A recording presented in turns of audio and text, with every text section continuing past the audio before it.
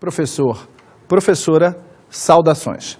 Nesta aula, vamos estudar a temática avaliação.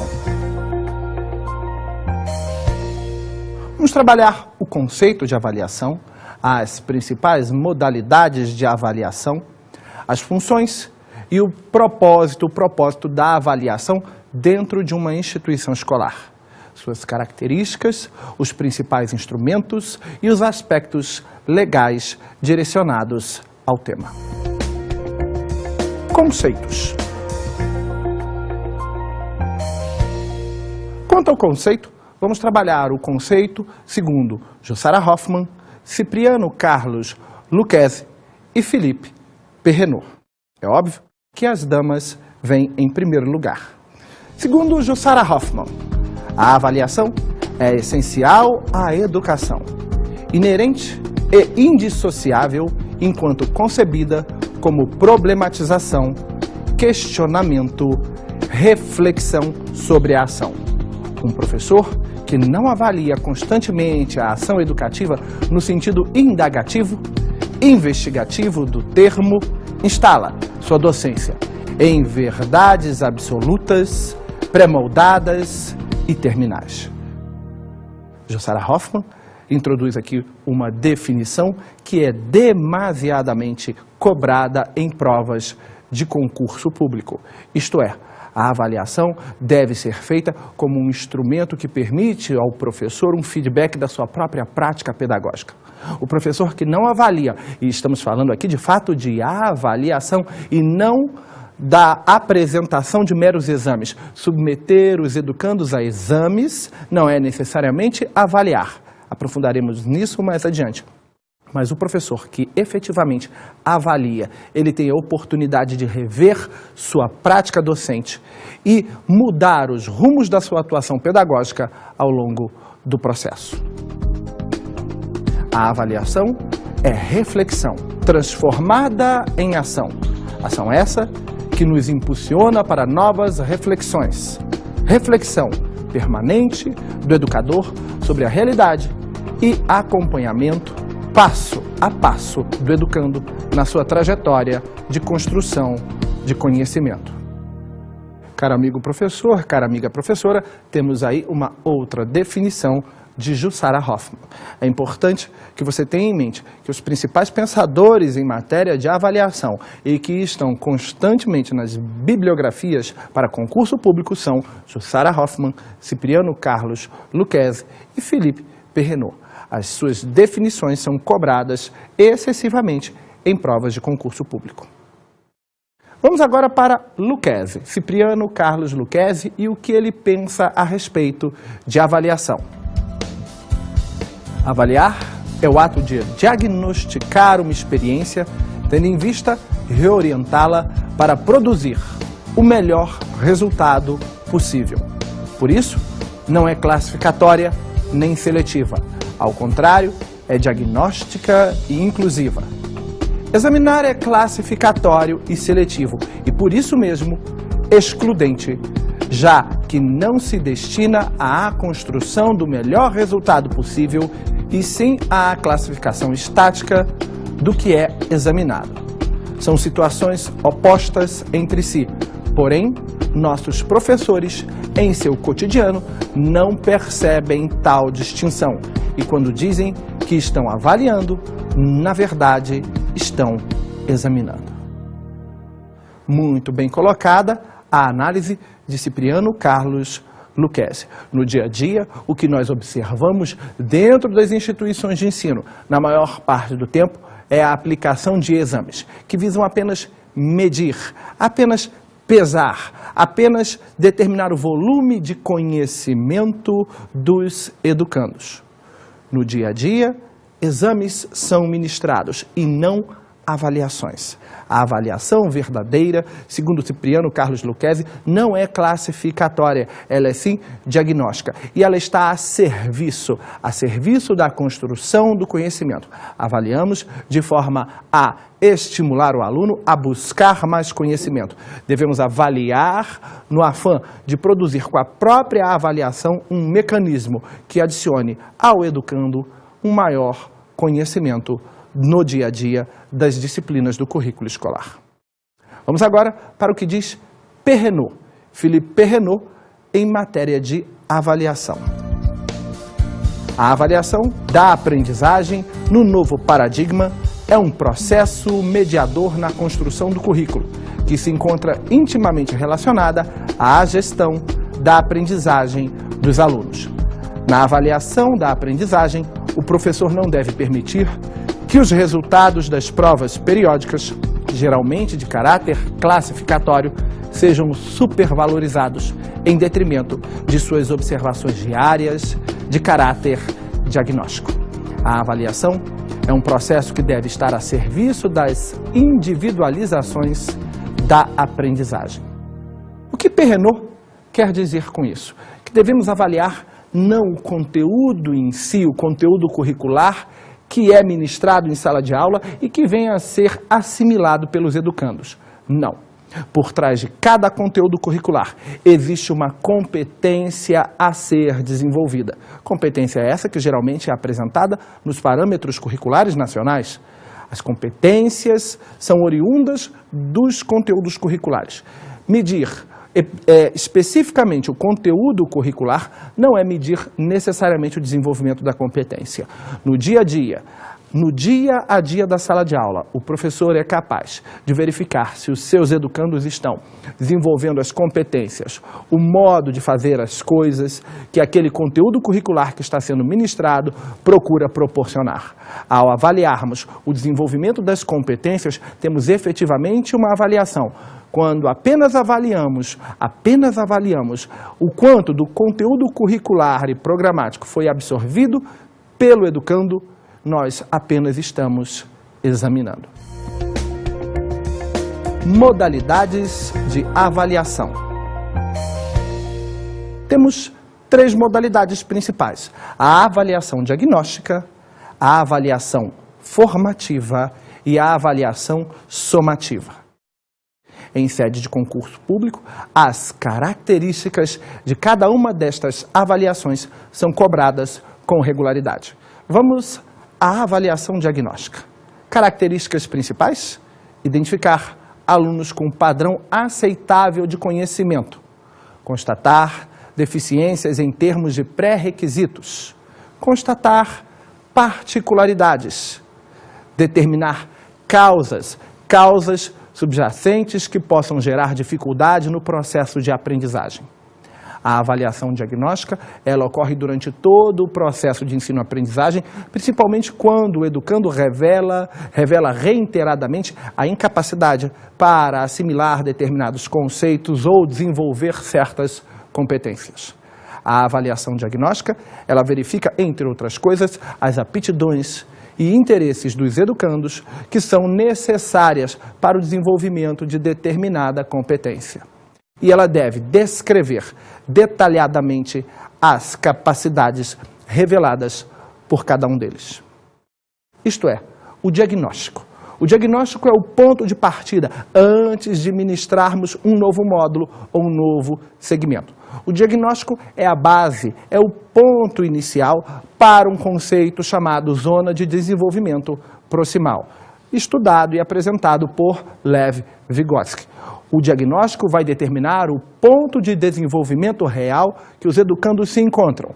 A partir do momento que sabemos qual é o ponto de desenvolvimento real que os alunos encontram, somos capazes de determinar qual é a zona de desenvolvimento proximal, aquela área em que os alunos vão ser capazes de desenvolver uma competência ou assimilar um certo conteúdo curricular com a ajuda e a orientação do mestre, do docente em sala de aula.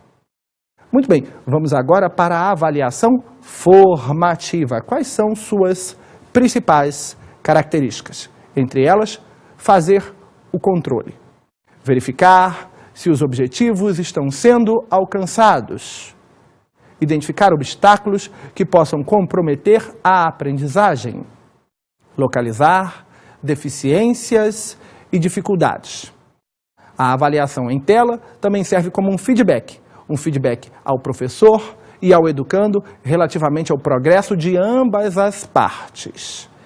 Essa é a proposta desta modalidade de avaliação, também muito indagada em prova de concurso público. A avaliação formativa serve de feedback, principalmente, para mostrar se o trabalho do professor está sendo eficiente e se o trabalho do educando no desenvolvimento de suas competências e na assimilação de conteúdos curriculares também está alcançando o seu objetivo.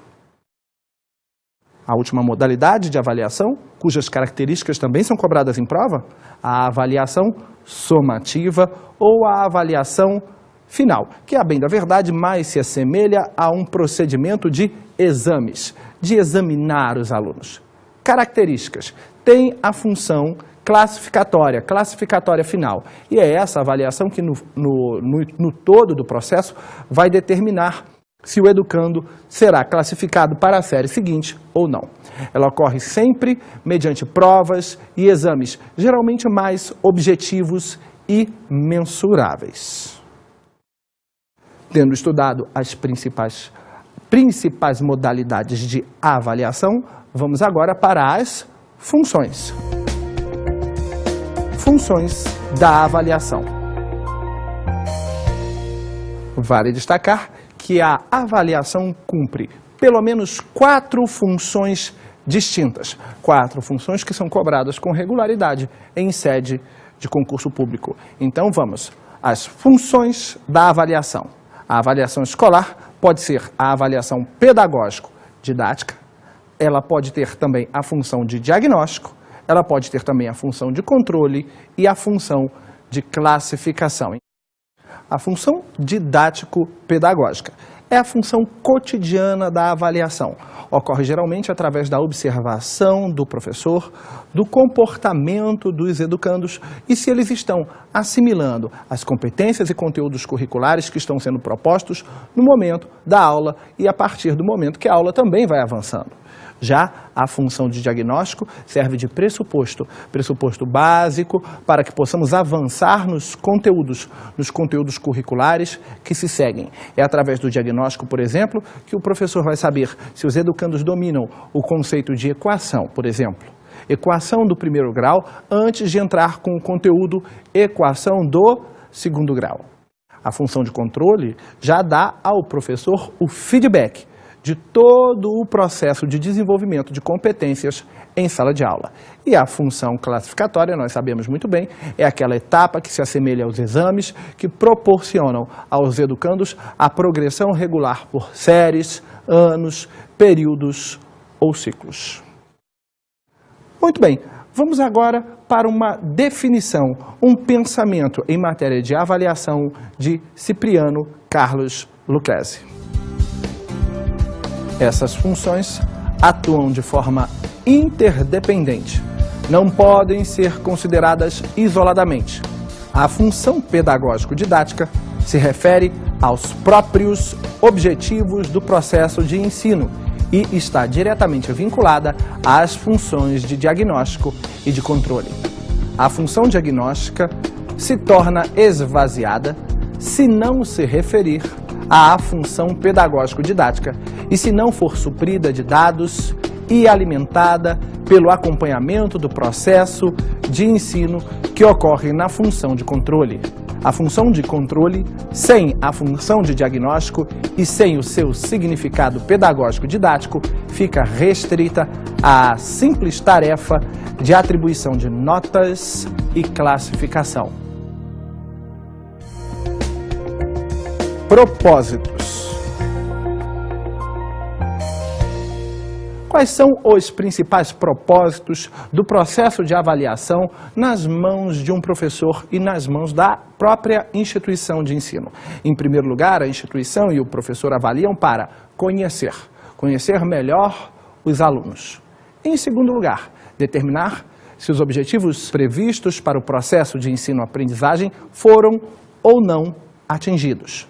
Em terceiro lugar, aperfeiçoar o processo ensino-aprendizagem.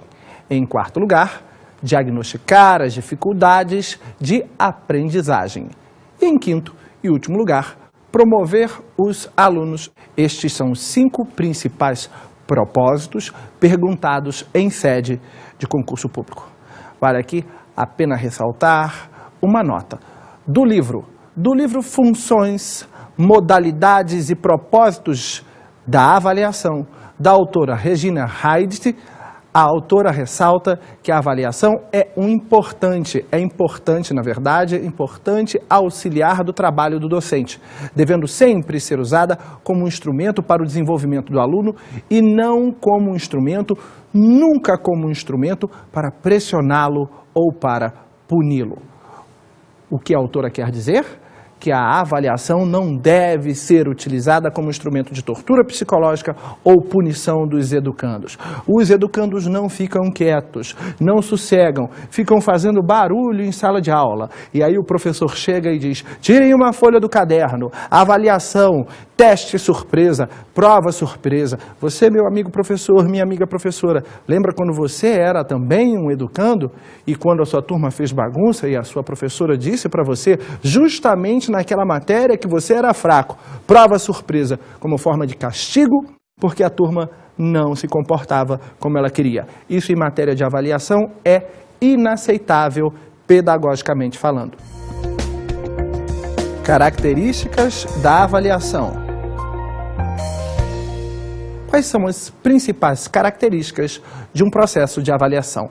Em primeiro lugar, refletir a unidade, objetivos, conteúdos e métodos que são adotados em sala de aula. Em segundo lugar, possibilitar a revisão do plano de ensino do docente e da própria instituição de ensino. Em terceiro lugar, ajudar a desenvolver as capacidades e habilidades, isso é, desenvolver as competências dos educandos através do próprio processo de avaliação. Em quarto lugar, voltar-se para as atividades dos alunos, isso é, a avaliação está a serviço dos educandos e não contra eles. Uma outra característica é que a avaliação deve ser objetiva. Em sexto lugar, ela deve ajudar na autopercepção do próprio professor, permitindo que ele venha a revisar suas práticas quando perceber, através do processo de avaliação, que ele não está tendo sucesso. Muitas vezes o método ou a forma de trabalho do professor é que está incorreta ou inapropriada para aquele grupo ao qual ele pretende lecionar. A avaliação permite ele perceber isso quando feita da forma correta, dando a ele as ferramentas para mudar sua prática. E, em último lugar, refletir valores e expectativas do professor em relação aos próprios educandos. Instrumentos de avaliação. Quais são os principais instrumentos de avaliação utilizados hoje em salas de aula da rede regular? Temos aí a famosa prova escrita, que pode ser dissertativa, que pode ser até mesmo objetiva. As provas objetivas ou dissertativas são instrumentos de avaliação. Questões, perguntas e respostas de forma oral, feitas pelo próprio professor. Procedimentos auxiliares de avaliação, como a observação, as entrevistas, uma ficha sintética com os dados dos próprios alunos. Procedimentos diversos como feiras de ciências, seminários, trabalhos apresentados em grupo ou pesquisas são procedimentos de avaliação hoje utilizados em sala de aula. Aspectos legais da avaliação. Podemos agora aqui abordar alguns aspectos legais pertinentes ao processo de educação, que também são cobrados com muita regularidade em prova de concurso. Vamos à lei.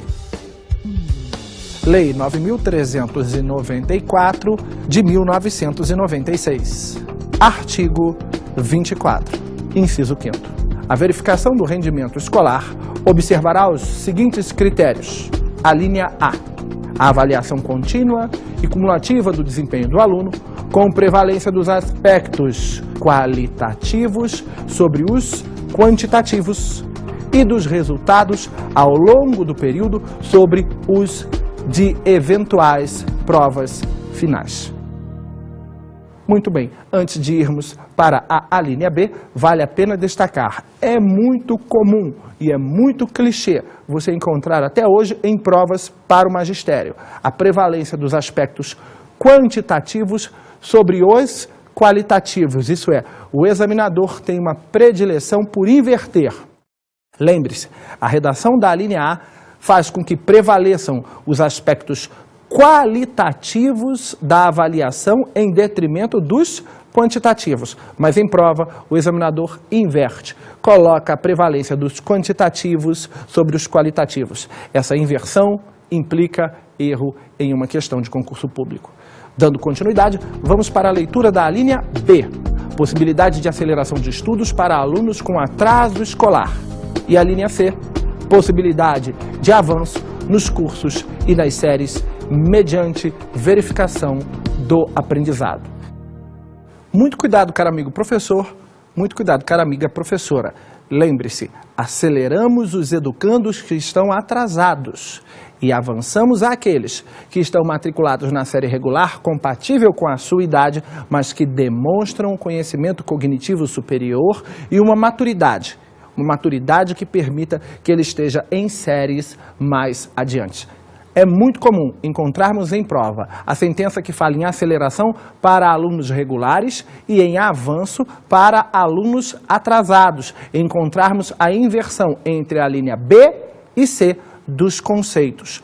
Não se esqueça, aceleração é para quem está atrasado e avanço é para o aluno regular com capacidade superior. Vamos à leitura da linha D. Aproveitamento de estudos concluídos com êxito. A linha E.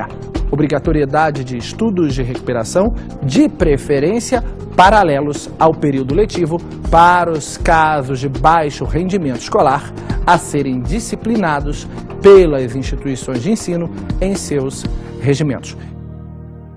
Então perceba, não há uma obrigatoriedade de estudos de recuperação paralelamente ao ano letivo, mas há uma preferência. Resolução de questões. Da Secretaria de Estado da Educação do Paraná, professor pedagogo, ano de 2007, questão de número 22. Da Universidade Federal do Paraná, a questão diz: considere as seguintes afirmativas. Primeira, a avaliação é um processo contínuo. Sem dúvida nenhuma, a avaliação é um processo contínuo. A primeira afirmativa, ela é verdadeira. Segunda afirmativa, a avaliação tem função diagnóstica, formativa e somativa. Perfeito, isso se coaduna com o que estudamos nesta aula. Em terceiro lugar, a avaliação da aprendizagem é mera exigência burocrática da escola. De forma alguma, a avaliação é uma necessidade pedagógica acima de tudo. Quarta afirmativa, as informações da avaliação propiciam o redimensionamento da ação pedagógica e educativa. Verdadeira também. Quinta e última sentença, a avaliação possibilita avançar no entendimento e desenvolvimento do processo de aprendizagem. Agora temos o enunciado. Assinale a alternativa correta. Letra A. Somente as afirmativas 1, 2 e 3 são verdadeiras. Não, a afirmativa 3, como vimos, é falsa. B. Somente as afirmativas 3, 4 e 5 são verdadeiras. Não, já sabemos que a terceira é falsa. C. Somente as afirmativas 2, 3, 4 e 5 são verdadeiras. Não, a afirmativa 3 aparece ali novamente. A letra D diz: somente as afirmativas 2, 3 e 4 são verdadeiras. Mais uma vez, a alternativa 3 está presente e sabemos que ela é falsa. E a alternativa E, só nos sobrou ela. Somente as afirmativas 1, 2, 4 e 5 são verdadeiras. Perfeito, porque a sentença, a afirmativa, na verdade, número 3, ela é falsa. A resposta, letra E. Da Prefeitura Municipal de Tubarão, prova de professor, ano de 2009, questão 24. Unisul é a banca. Diz a questão que na ação educativa, a avaliação do aproveitamento escolar constitui tarefa permanente que deve acompanhar todo o processo de ensino-aprendizagem. Uma das funções pedagógicas da avaliação é a diagnóstica, que consiste em: letra A, medir, através da aplicação de prova, o quanto cada aluno aprendeu. Isso tem mais o caráter classificatório do que diagnóstico. B, definir critérios para determinar a aprovação ou a reprovação dos alunos. Isso não tem nada a ver com diagnóstico. Letra C, detectar as dificuldades apresentadas pelos alunos e orientar a maneira mais adequada para prosseguir seus estudos. A letra C está perfeita, está muito afinada com a definição de diagnóstico que vimos nesta aula. Vamos para a letra D, verificar as falhas existentes no processo e aceitar os resultados da avaliação como definitivos. Isso não tem nada a ver com as características de um diagnóstico. E letra E, cumprir uma formalidade legal, atribuindo notas ou conceitos aos alunos. De fato, a resposta cabível é a letra C, porque é a única definição que se coaduna com as características do diagnóstico. E a nossa última questão, da Prefeitura Municipal também de Tubarão, prova de 2009, questão de número 25, a banca Unisul, como já sabemos. Considere o seguinte texto: a avaliação da aprendizagem escolar, além de ser praticada com independência do processo ensino-aprendizagem, vem ganhando foros de independência da relação professor-aluno. As provas e exames são realizados conforme o interesse do professor e do sistema de ensino. Nem sempre se leva em consideração o que foi ensinado. Mais importante do que ser uma oportunidade de aprendizagem significativa, a avaliação tem sido uma oportunidade de prova, de resistência do aluno aos ataques do professor. As notas são operadas como se nada tivessem a ver com a aprendizagem. As médias são médias entre números e não expressões de aprendizagem, bem ou mal sucedidas. Cipriano Carlos Lucchesi, do livro Avaliação da Aprendizagem Escolar. Lucchesi, no texto citado, está se referindo à avaliação. Que tipo de avaliação? A avaliação, letra A, processual, letra B, mediadora, letra C, diagnóstica, letra D, classificatória ou letra E, contínua. Notoriamente, percebemos no texto de Lucchesi todos os dados ligados à avaliação classificatória. Isto é, letra D é o nosso gabarito. Muito bem, caro amigo professor, cara amiga professora, estamos terminando a nossa aula. Lembre-se, quando estivermos estudando avaliação, 3 são as principais modalidades de avaliação e a maioria das perguntas de prova são das características destas avaliações.